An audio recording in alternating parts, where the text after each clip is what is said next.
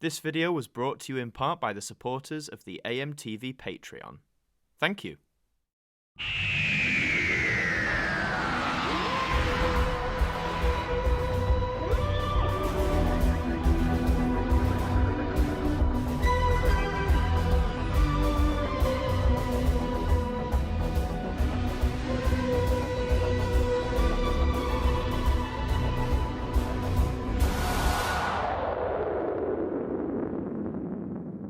Hi there guys, it's Adam Martyn here, and welcome back to another episode of TAT from the TARDIS, and I have got some more random bits and pieces of TAT for you today, mostly stuff from the early revival era, sort of the mid-2000s era, and if you grew up in that time when Doctor Who was hitting it big again, I'm sure some of this is going to strike a lot of memories, but if you aren't, welcome. We're going back to the mid-2000s, a peak time in pop culture, shall we say.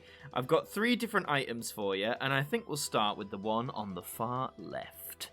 This, compadres, is a Dalek. Well, it's actually half of a Dalek, actually, because this is, in fact, a Dalek clock. Now, obviously, it doesn't work anymore. The batteries are long dead, but the idea was, I think you could hang this on your wall, because if you twizzle it here, it's got like bits to hang it and stuff. Like, I had this on my bedroom for so long. I think I got this Christmas 2005, you know, when you could literally find Doctor Who merchandise practically anywhere and on anything. And it sat in my bedroom for a very long time. And I swear the light on the eye stalk used to illuminate, as did the ears, if you like, here, but they don't do that anymore.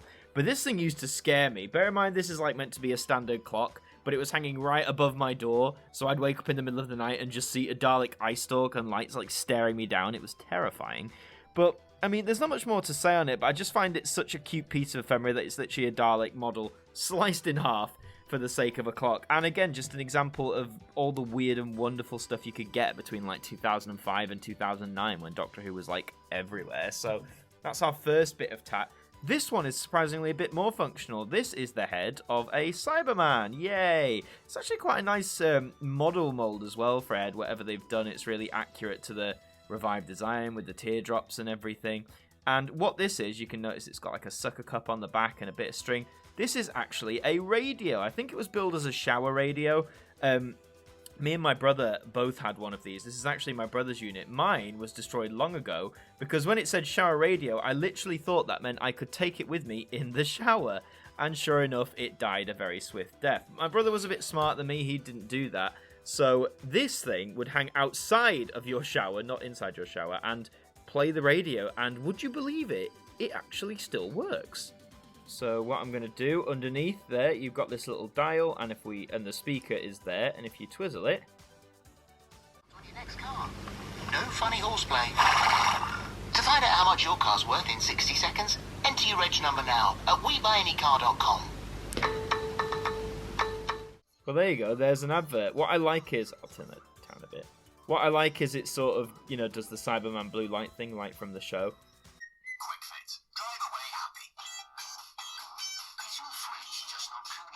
So this actually really is a volume control, so I'll crank it right up.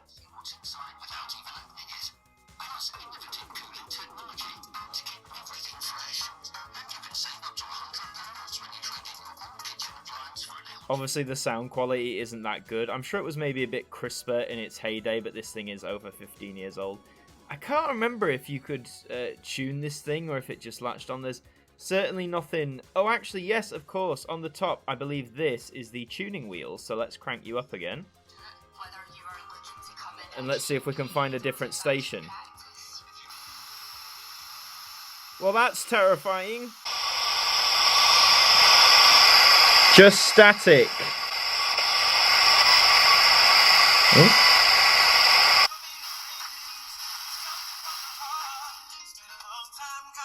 There we go. Well, there you go. That's an example of the Cyberman radio. Amazingly, very, very functional after 15 years sitting outside of a shower. And much more functional than our Dalek clock. So those are just, you know, some examples you can get of Doctor Who ephemera. And now this is more of a standardized medium, but this was actually a free giveaway. This is Doctor Who Earthshock Part 1, starring Peter Davidson. That's right, Peter Davidson, star of Doctor Who. This was a exclusive DVDs collection thing with the...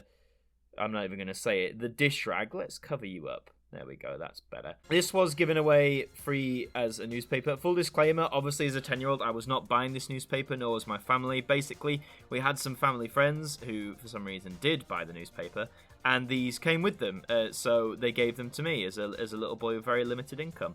And this wasn't the only one they did. They did loads for the classic run. I think they did Robots of Death Part 1, they did a Spearhead Part 1, I think there was the 2 surviving episodes of the Faceless ones on here. They did a new series as well. I remember there was one for Rose specifically.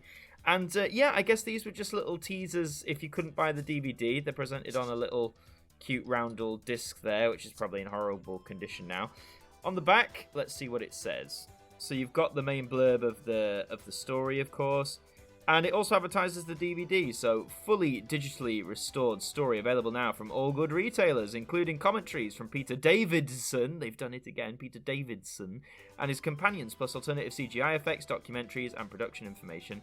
Subtitles. So yeah, this was basically a teaser for the DVD range. Why the BBC or whoever was in charge decided to partner with, you know, them is literally anyone's guess. But in all fairness, I'm sure for a lot of Who fans like me, this was their only way. You know, I only saw, for years, Earthshock Part 1, Spearhead Part 1, Robots Part 1, because I couldn't afford the DVDs at the time. More annoying with Earthshock, because, of course, the cliffhanger to Earthshock Part 1 is literally, well, you know what it is.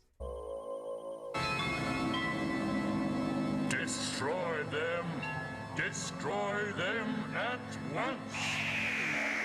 It's the reveal of the Cybermen, so them being like, oh, I actually can't watch the rest. It was heartbreaking, but again, I'm sure this was useful for a time for many Who fans of the day. And again, it's just an example. Doctor Who was so big that even big newspapers, as much as I hate them, were distributing episodes of classic Who on DVD, albeit typos. Peter Davidson. Oh, God, I can't get over that. But yeah, I'm sure this would have been really useful to some young Whovians back in the day. And I think that's all the I have for you today. Some functional, like the good old Cybermen, some not so functional, like the Dalek, and some just plain, well, incorrect, like the DVD there. But, you know, it's all good fun just to show off, I think, the random stuff I've accumulated over the years from what I still have. I am thinking about giving some of this away, so keep an eye on my Twitter. Please go and follow me on Adam Martin Actor on Twitter. I do a few giveaways from time to time. I think I might give away the Cybermen Head Radio, being as it still works. And usually for the giveaways, I just ask that you follow me and you retweet the tweet. So go over to Twitter and give me a follow there and keep your eyes peeled for some more giveaways. But thank you for enjoying this episode. If you enjoyed it, please leave a like. It really does help out the channel. And please let me know in the comments, did you own any of this stuff? Or do you still own some of this stuff? And subscribe to the channel if you're brand new. I've been Adam Martin from AMTV, and I will see you next time.